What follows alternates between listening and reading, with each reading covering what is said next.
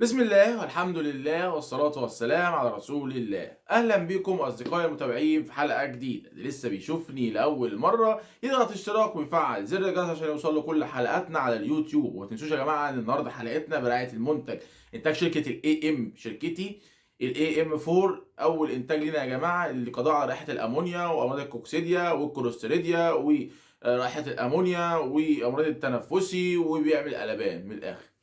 طيب بصوا يا جماعة، موضوع حلقة النهارده احنا بنتكلم فيه ازاي نرفع المناعة وازاي نرفع الوزن في وقت واحد. ازاي نرفع المناعة ونرفع الوزن في وقت واحد، الاتنين مع بعض كده.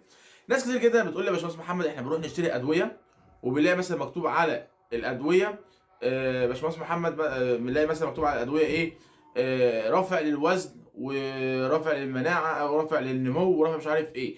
فبيسألوا لي يا باشمهندس محمد الحاجات دي بيبقى فيها هرمون؟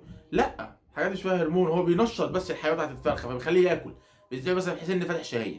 طيب بص يا عم الحاج، النهارده عشان ترفع الوزن والمناعه لازم تتاكد قبل ما اقول لك الخطه بتاعت النهارده ايه هي. لازم تتاكد من حاجتين اتنين، ايه هي؟ ان درجه حراره العنبر عندك مظبوطه، وان الفرشه مش مظبوطه عندك، ما فيهاش اي مشاكل. الفرشه عندك تبقى مظبوطه ازاي؟ لما بنرش المنتج الاي ام 4 بتشتروه مني من خلال الرقم اللي ظهر عندكم في اول الحلقه. خلاص كده، الاتنين دول يا جماعه بيعملوا عمليه، يعني لما بنظبط الاتنين دول بيعملوا عمليه ايه، فرفشه كده للطائر. تمام كده؟ طيب نرفع المناعه ازاي وفي نفس الوقت نرفع معاها الوزن؟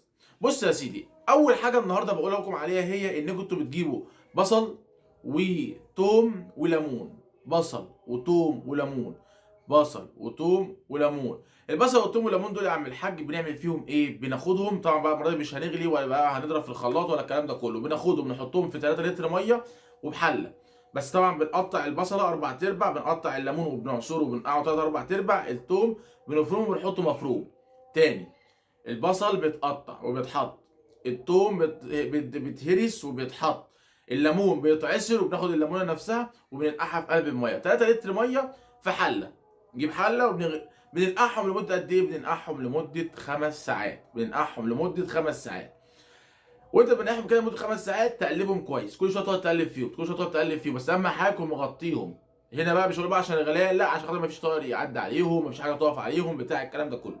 يبقى هنقولها تاني، بنجيب بصل وتوم وليمون التلاتة مع بعض، التلاتة مع بعض بيتقطعوا كويس جدا، التوم بيتهرس خلاص كده، وبنبدأ نحطهم في المية لمدة 5 ساعات. بننقعهم في 3 لتر مية لمدة 5 ساعات. كده انت عملت 3 لتر رافع مناعة ممتاز جدا جدا جدا جدا. دي رقم واحد، دي الخلطة دي رقم واحد. بناخدها 8 سم على كل لتر مية. 8، مش هقول لك بقى على 5 ولا 6، 8 سم على كل لتر مية. خلاص كده، دول قد ايه يا عم محمد؟ 8 ساعات. طيب نرفع الوزن ازاي؟ بص بقى يا عم الحاج، هنا بقى ندخل بقى الادويه شويه. هنعمل ايه؟ هنروح الصيدليه البشريه. الصيدليه البشريه بسيطه جدا. سلام عليكم يا عم مدحت بتاع الدكتوره بشري، عايز من عند حضرتك فاتح شهيه. عايز من عند حضرتك فاتح شهيه. فاتح الشهيه ده بيستخدمه ازاي؟ 1 سم على كل لتر ميه. 1 سم على كل لتر ميه. كده احنا هنحط رافع المناعه 8 ساعات وهنحط فاتح الشهيه 8 ساعات. فتح الشهيه بيعمل ايه بقى يا عم محمد؟ فتح الشهيه طبعا انت رفعت المناعه فاصبحت الحيوان مرتفع عندك واصبح عايز فرخ ياكل، نديله فتح الشهيه، هوب تلاقي بقى العلف عندك بيتسحب باستمرار، يتسحب باستمرار، طق طق طق طق طق طق طق، تلاقي الدنيا عندك رفعت وتلاقي الدنيا عندك ظبطت. الخلطه بتاعتنا النهارده سهله وبسيطه، ما فيهاش اي مشاكل ولا اي تعقيدات ولا اي مشاكل ولا اي تعقيدات. خلاص الحمد لله بفضل الله بدأنا نعمل لكم حلقات وقتها قصير عشان خاطر ما نطولش على حضراتكم وتبدأ الدنيا ان شاء الله تمشي بإذن الله. اتمنى من الله يكون الحلقة بتاعتي وصلت لكم والهدف منها وصل، والسلام عليكم ورحمة الله وبركاته.